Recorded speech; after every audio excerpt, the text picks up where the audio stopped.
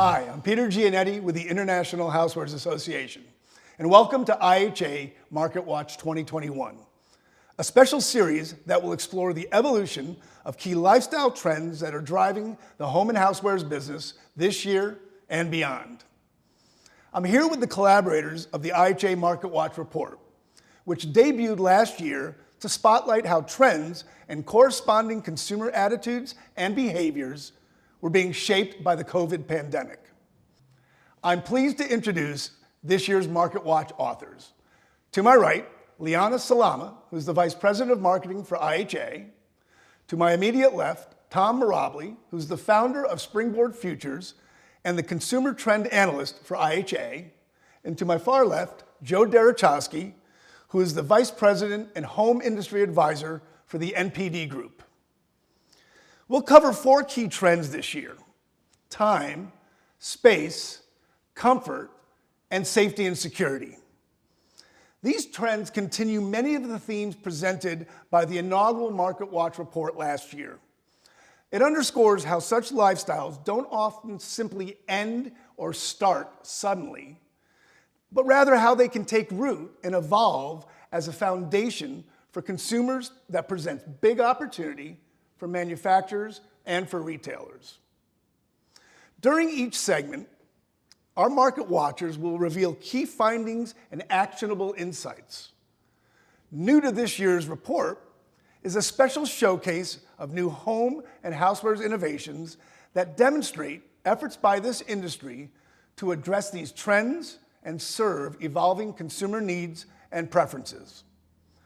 Before we start, I'd like to turn it over to Leana so you can tell us a little bit about the process and the objective behind the second annual IHA Market Watch. Thanks, Peter. So the IHA Market Watch report was really created in response to this shift to lifestyle that we're seeing in consumer purchase habits, particularly when it comes to home and housewares products. So the goal of the report is really to look at macro consumer trends and needs that are out there and then help manufacturers and retailers identify ways to leverage those trends in making product development decisions, in making marketing decisions, and in making shelf stocking decisions. Thanks, Leana. Well, what a difference a year makes. Tom, from where we were a year ago when we did the first Market Watch report to where we are now, how do we make sense of all that? Where are we right now? Well, I think, one of the things that we've spoken about before is that a lot of these trends that we're seeing, they've just been sort of put into hyperdrive by what's gone on. And happily, I'm proud to say that the IHA, we were focused on a consumer-centric attitude before the whole market was. So happily, our industry's been able to respond to it really pretty quickly. But everything starts and ends with the consumer. We don't look at the market as competitive. We don't look at our competitors as much as we have to look at consumers first. I think we've evolved in that direction. Yeah, Joe, are there some things that kind of stand out as we look at what happened last year in the market that sort of define where we are, at least kind of give us some perspective of where we are at this moment? Well, overall, the consumer was spending money. That's good. But the main areas that they were spending money were about keeping themselves active, whether it's toys or sports equipment or video games. It's been about working from home as we set up offices and educate our kids there, so computers are doing very, very well, and printers. But the biggest area, the second fastest growing area of all the industries we track at NPD, has been the home industry. Small appliances and housewares have grown 29% over this period, and it has been hot every single week, and in part because there's just greater time that we're spending at home. There's more meals that we're making, there's more entertaining, there's more things to clean up. It's just a great time to be in the home industry. We are going to start the first series with safety and security, and I'd like to turn it over to Leana. Leana, why safety and security? Why are we focusing on that today? Why not safety and security? That's really, that's the name of the game right now. The world has become a really uncertain place. The risk of being alarmist. It's can be a little scary out there right now. We are a year into the COVID-19 pandemic. Which, things are looking up, but we're still in the midst of it. We don't know what the next few months are going to be like. And, we've seen things. We're 2 months removed from what happened at the U.S. Capitol a couple months ago, and less than a year removed from some of the protests that unfortunately turned ugly last summer. So there's a real, between disease and a pandemic and kind of this civil unrest that's going on, there's a real need for consumers to find ways to make themselves feel like they are safe, like they don't have to be afraid. Tom, what does safety and security mean to you? And to my point earlier, how has it sort of opened up a little bit, the opportunity? Well, I think, when we hear the word security, immediately our head goes to, cameras and all of this, and certainly that's a part of it. But really, security it's addressing security as a very internal thing, because all of these trends live in evolution, and as we get smarter about staying safe, and as we get smarter about, and being comfortable just living in our environment, it's not about just double dipping anymore. I mean, you had some stories about things that were happening, what was that story you were telling about your daughter? Oh, no, if you think about how things quickly become habits, things that, you never would have noticed before after this past year have become almost intuitive. And it's, we were at my in-laws maybe a couple of weeks ago, and there was a plate of, pastries that my mother-in-law had made. And my daughter went up and she went to take one and she touched it, and then she changed her mind and she went to another one. And I just about jumped out of my skin.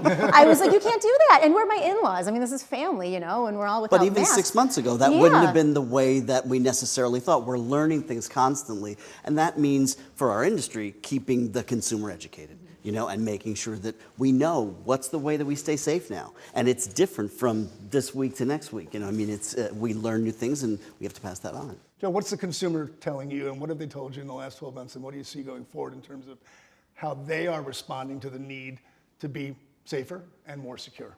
Well, I think the key thing with consumers is they're motivating not only to keep themselves, but more importantly, to keep friends and families and others. And so you see this playing out. A lot of the behaviors that we're doing and a lot of changes, things that we'll be talking here today, are related to really keeping other people safe. And so you see people, when you have guests over to your house, you're more focused on making sure they feel comfortable, they feel safe. You're more worried about other folks. So it's such a foundation right now at this time period. I always think of Maslow's hierarchy of needs. The first one you got to get is you got to make sure that people feel safe and secure. And it's not just about sheltering in place the way it was at the beginning. Right. Now, as Joe said, now we have to learn how to re-socialize, and we should be surprised how somebody comes into your house and all of a sudden you're like, wow, what is safe now? Like what, am I wearing a mask? Am I not wearing a mask? All these conversations that you have to have at the beginning. There's just a whole new set of needs that we get to solve. Right. What a wonderful place for the industry to create some new products to really help solve new needs that are important to consumers. Well, and I think what's interesting is that, the home and housewares industry has a huge role to play in this, as we'll kind of talk about as we go through some of these products, and in some really creative ways. And some of it is about new innovations that have come out in response to kind of what's going on. But some of it is about looking at products that have been in the marketplace and understanding that there's a whole new position for those products to occupy now. So Yeah, we're going to see products here that you wouldn't ordinarily think of as safety and security products. And it's not about the product, it's really about the theme, it's about the trend, and how you can identify with a consumer's needs, the way Joe sort of described, by serving them on all levels. It's important not to take the position of fear-mongering. No. It's about being smart about what you do and bringing that ease back to things, whether it's, you'll talk about the placemats and things, but it's important that it doesn't come across that it's something else to be afraid of. The idea of safety and security is be safe enough so that you can move through your regular life That's right. without having to think about it It's every about single minute. enabling the way we used to live, maybe in a slightly new way, but creating opportunities for us to feel safe in starting to re-engage, come back together again, bring Well, it's people that next into normal your you were house. talking about Right. before. Leana, I know you have some products in the safety and security realm to take us through. Why don't you give us a look at what you've got today?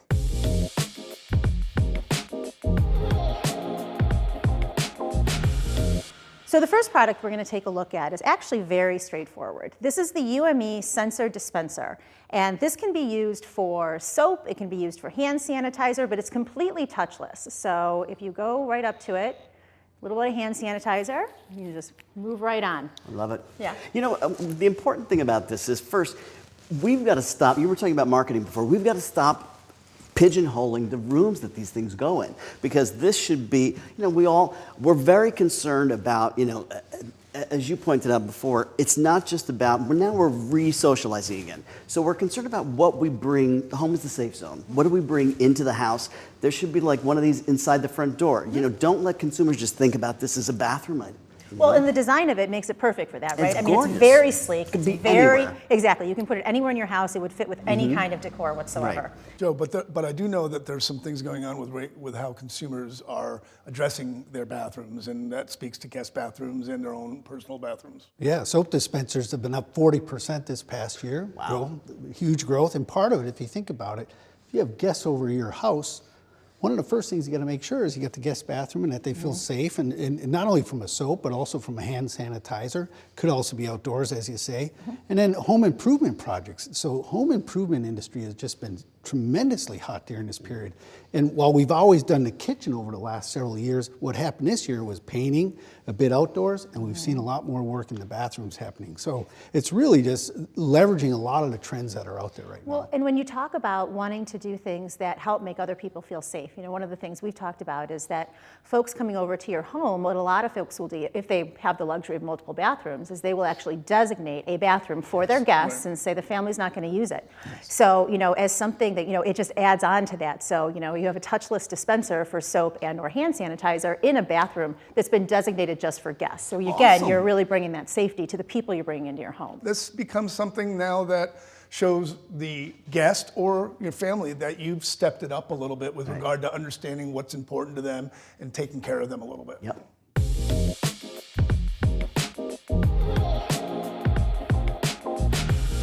Our first product was about touchless and things that you don't actually have to put your hands on, you know, for multiple people to use. Our next product is about, well, what do you do with those products that inevitably are going to be touched by multiple people or going to be exposed to the elements? What we have here is the HoneyCan UV Accessory Sanitizer. And what this is a portable box that you can take with you, and you can actually sanitize your items when you're out and about. So you put my phone, AirPods, and glasses in here. We go ahead and zip it up, press the power button, and it takes about 3 minutes. So, and then everything in there is sanitized using UV light. And you can power it with a USB cable, You can, correct? yes. Yep. Again, it's that bringing in things from the real world, you know? Your kids come home, you get home, and you just want to take everything that's been touched by everybody all day and just toss it in there. Well, I mean, I wonder where this was when my kids were small, you know, and I remember how many times I would pick up pacifiers off the ground or toys or anything Oh my else, gosh. you know, that, you know, would go in their mouth and then would fall on the ground. And, you know, and again, I'm just rinsing things off at a water You know, fountain. it's funny though. which- See, we keep thinking about COVID-19, but the fact is, the real world reality is the use of this beyond Right. that Yeah. type, beyond the pandemic. Well, I And think it just opens up this whole Pandora's box of things to start to solve, whether it's at home, whether it's in your car or traveling on a plane, as you say, or even there's a B2B opportunities as people are at work or at school or things of that nature. Now it just opens up a whole new door because in essence, we're very concerned about the germs and viruses, and now we're thinking about it in places that we never really thought about it. You could literally take this on a plane and plug it into the back of the seat in front of you. You know, I mean, it's just so.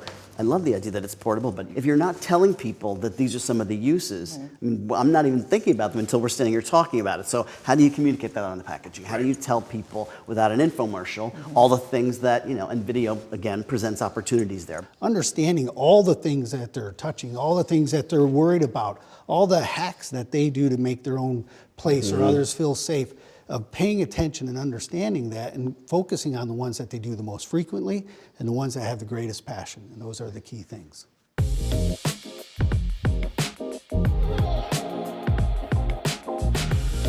Next up, what we have is something that's not so much about germs on surfaces as it is about germs in the air and keeping the air around you clean. This is the Ergo AG600 air purifier. And a couple of features about this that I want to just note. You know, number one, it's been tested on particles and on microbes that are 1/3 the size of the SARS or coronavirus, and it has demonstrated success against those size particles, which I think is really important when you start to get into the consumer mindset of what does an air purifier need to do for me right now. And also, somebody walks into your home, seeing something like this that's clean, has a great design aesthetic, it tells them that you're concerned, that you're worried about their health. Yeah, there's been air cleaners out there, high-performance air cleaners, and they have worked in medical environments that have been brought to consumer application, and there have been established efficacy standards that the industry has embraced. It's one of those categories, to some extent, though, that consumers have bought on faith. 100%. I think where things have changed is now with COVID, there are very specific questions that consumers want answered about their air cleaners. And they do want some sort of verification that it is working. So when you talk about the presentation of an air cleaner in this environment, particularly a high performance air cleaner, it's going to be a combination of kind of how it looks, how it integrates in their environment, where they need it, but they are going to do their research on it. So it's incumbent on the manufacturers and the retailers to make sure they understand that this consumer is going to be far more sophisticated when it comes to making these choices than they ever were. And that is actually opportunity for an industry to step the consumer up into better product. Well, one of the things to think about, this air purifiers in 2020 were the fastest growing home environment product there was. Grew 570 million, 138%. So what's going to happen is when you got something growing like that, there's going to be more and more interest. And as that happens, because it's technical, it's critical in the marketing part that you are doing what you're saying. You have to speak to the consumer benefit, but you have to hammer home the reason to believe and what that is. One of the pieces about this model is that in addition to being present in dentist's office, it's actually in restaurants. And one of the reasons that it's appeared in a lot of restaurants is because it actually, it eliminates some of the airborne microbes that actually cause food to rot faster. Yeah. So you can actually keep your food fresher in a restaurant, which helps them with shrinkage, helps with the kinds of inventory problems that restaurants are always dealing with.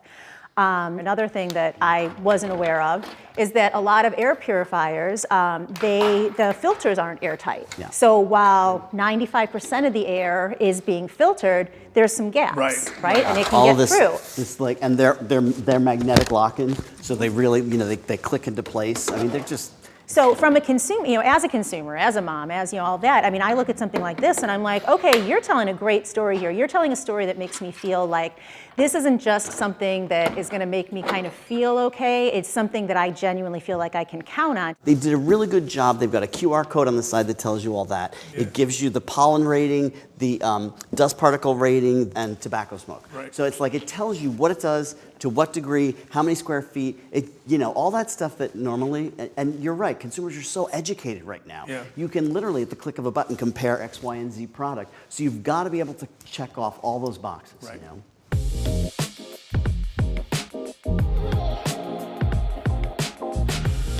Moving on from killing germs in the air to killing germs on surfaces, what we have here are the Via Deco copper-infused placemats. So all of these placemats are infused with copper nanoparticles that are antibacterial, antifungal, and antiviral. Well, a placemat is really not just a placemat, is it? Right. That's really a good point. I mean, now when we look at any product, we have to start thinking of first, how many boxes does it check off? So I mean, you look at a placemat, you're a consumer and you're at retail, you have a great looking placemat. Are you going to choose the one that's antimicrobial, antibacterial, and so on and so forth, or are you going to choose the one that's not? So, and it raises the bar for all of us. But the other thing is to stop looking at objects as what we're used to using them as. I mean, for me at home, we use placemats all the time because my home office / dining room table, everything just slides off of it. So we use them to not have, and also after the end of the day, to clean up that space. But they're really good looking. I mean, we're seeing a lot of that. Suede. When we look at the textiles there, kitchen and dining this past year, the #1 seller were kitchen chair pads. In part because we're working more at home and schooling at home. And same thing with table runners. So this dining table really has become a workspace. And so things that help protect a workspace is very, very important. The second thing is knowing that, we didn't do as much indoor entertaining this year, but as we progress the year, it's very possible in December, when we usually might have people over for those type of parties or events, they're going to come over. And so things that help make people feel safe are going to be very important. Well, it's, again, the opportunity to take a product that maybe ordinarily is thought of as a commodity almost. I mean, not that fashion and function haven't always played a role. You want to get the placement that looks best in your kitchen or on your dining room table. But again, an industry who can reposition with technology, with a better story, can turn a product that may have been a commodity into more of a premium accessory. Step up the consumer, step up the retailer. Also, how many times do you just sponge them down after a meal? This is one of probably the more surprising product categories that would appear in a safety and security segment. Right. You know, because placemats are not inherently thought of as something that provides safety, provides security. But in this day and age, and with a little bit of innovation, they absolutely can. Yeah, it can do more than just protect your table from scratches. Yeah.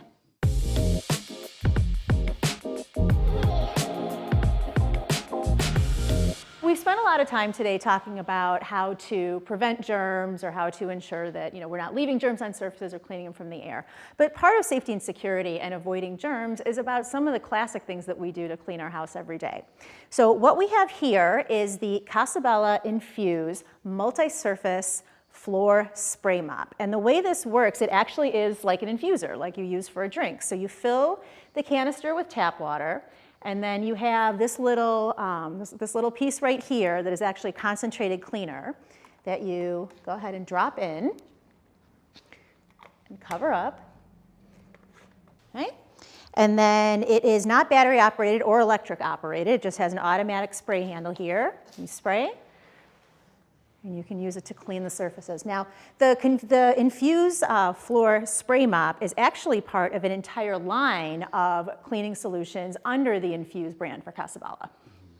So while air purifiers were the fastest growing, if you look all the next ones, they're all related to floor care. Right. In addition to that, from a percent going, it's also been cleaning things above the floor, so a handheld specialty in other areas. So consumers are clearly cleaning it. I always remember seeing a Facebook post during the pandemic where one mom is just bragging how so great it is to keep the kids active, just make them continue to clean the house. It upgrades the experience. I mean, that's what we keep looking for, right? It's taking the chore out of the chore. So it upgrades the experience because it has different cartridges that have different scents, that have different purposes, whether it's the type of surface that you're cleaning, and it makes it a personalized experience. You're talking about the different canisters that you can use for this and that they apply to different surfaces. So rather than have an entire cabinet full of giant bottles of one thing for your hardwood floor, another thing for your bathroom, your tile, another thing for your, the floor we have here, right? You can actually just trade them out just with the cartridge, and it infuses appropriately. And it fills with tap water. Using tap water. The consumer right now is very aware of the responsibility they have kind of environmentally and socially. So products that sort of cross off, that check off all those boxes again. And that's something we were talking about before when we started off today, and we were talking about the different segments and how they evolve. This could have been a year ago. This might have been experience, or it might have been environment. There's a lot of Venn diagram going on right now, and the more boxes you can tick off in terms of things that resonate with the consumer, whether it's personalization, whether it's efficiency, whether it's all those things. That's what makes a great product right now. Well, and I think it's critical for the long term. We're setting a platform for the next decade or so based off of the needs you have now. So it's critical that brands figure out what their story is and tell it. It has to be tied to the consumers.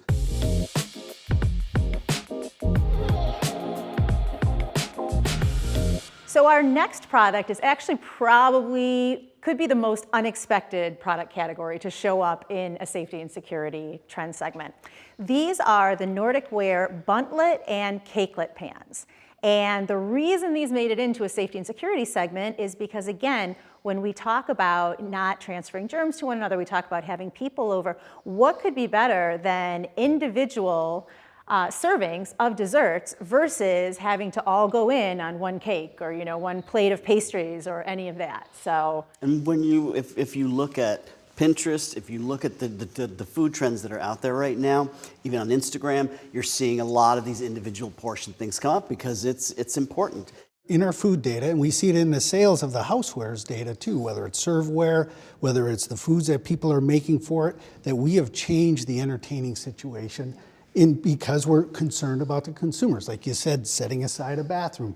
But it's also a case where from a food perspective, it's not the potluck type stuff where people are eating both for appetizers and desserts. It is more the individual portions, so each family has their own appetizers, their own desserts, their own meals that they're gonna be having, the foods are gonna be cooked different. So this concern for your guests, this concerns to make sure everybody's safe, has really transcended across the whole entertaining occasion right now and opened the doors for new opportunities. They're fast. They look great coming out of the pan. You know, so whether you dust them, whether you do a little bit of decoration like this. Well, it's also about personalization. Personalization has been a major trend, and again, it's that experiential approach. This is not just bakeware per se. It's about baking, and it could be about family. It could be about the idea of engaging people. Guests to come on over and help out with things. And again, how does that connect? All of that makes people feel better. The entertaining situation was your chance to tell a story. It's a social connection. Well, it gives you a chance to tell your story. If you're making desserts that are designed for each individual or for this is our family and that's your family, it makes it a little bit easier, but yet you can still tell a story. And you're doing it safely. Exactly. And they're great to bring. When you bring something to somebody's house, you want to show that you're considerate, again, of this whole new, this new awareness. And so you're not bringing them a big hunk of... Yeah, of course, the whole idea of sharing goes out the window when I take every single I one was of going those to say, yeah, and you eat can it share it and you myself. can keep half at home and they never know. So it's like, I'm going to try this one. Nice. A little wild one. Well, we learned a lot today about safety and security and what that means to the consumer and the opportunity for the home and housewares business. We learned that safety and security isn't what you may have thought it was. It's so much wider. The opportunity is so much broader. We learned that the way you communicate your product as it affects the safety and security of the end user is an important part of the whole product development and messaging. And we learned that there are products that you may not have thought of as being part of the safety and security classification that you have to rethink. And in rethinking those products, it gives you an opportunity to do more business with those products. So I'd like to conclude today by going down the panel and seeing what they think this means for the retailers and the manufacturers in our business. Some key takeaways that you should take from this discussion on safety and security. Let's start with Joe. Well, the first thing I would say is that there's money to be made there. When we look across all the segments we track, whether it's personal care, kitchen electrics, bedding, bath, home environment grew the most last year at 31%.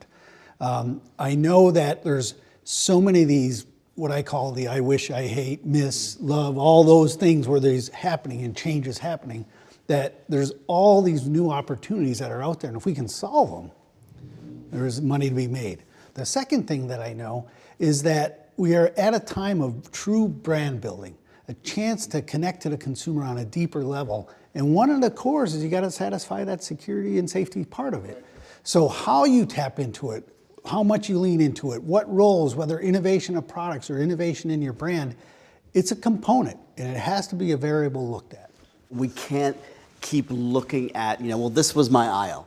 And especially, we've seen growth, we've seen sustained growth over the past, since March of last year between, I think at the low, it was 21 and it's up to 31% of online growth sustained year on year by month.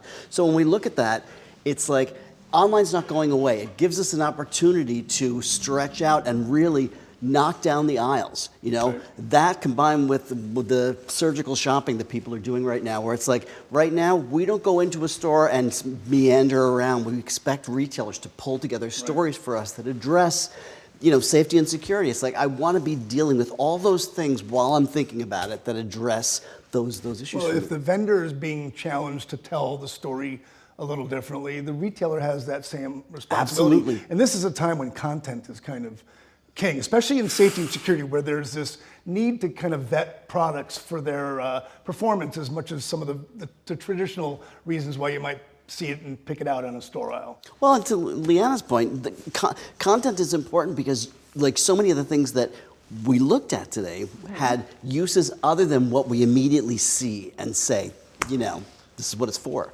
Yeah. Yeah, I mean, I think that, when you think about the post-COVID world, right, once we get to that, whenever that is, there's this, you can look at it in multiple different ways, right? You can think, oh, well, I'll go back to the way it was before, or, will a lot of people, some folks are out there saying, well, we'll still be wearing masks. I don't know about that. I don't know that we'll all wear masks all the time still once we really, feel like it's over. But the truth is probably somewhere in the middle, so I think a lot of these things will stick beyond the pandemic, because whether it's because they've become habit, because we've just become a little bit more mindful of, I mean, a pandemic, who would have thought, right? In 2020, who would have thought we would have had a pandemic? That's something that happened in the dark ages. But we have a little more sensitivity towards that now. When I think about retailers, and think about, what do they need to do? I don't know that we know yet. I mean, it's will we still be, how do you create a retail experience that is both safe but is also very personable, right? I mean, right now we're behind masks and we're standing 6 feet apart from each other in aisles, and you're behind plexiglass, and I think some of it stays and some of it goes. Things like curbside pickup, I think that stays. That's as much a convenience factor as it is, I don't want to interact with other people. The customers want an authentic experience, and it's no longer as simple as put something in a box on the shelf. Yeah. And that experience starts not the minute they walk through the door, but maybe the minute they're looking at the website online. The message brands and retailers were sending was, I get you. Now the message is, I am you. We have to deal with people on a completely different level where we're saying, I'm not just somebody trying to sell you something. I'm living the way you're living. And because of that, I'm going to be considerate about the space that you're in, and all of that.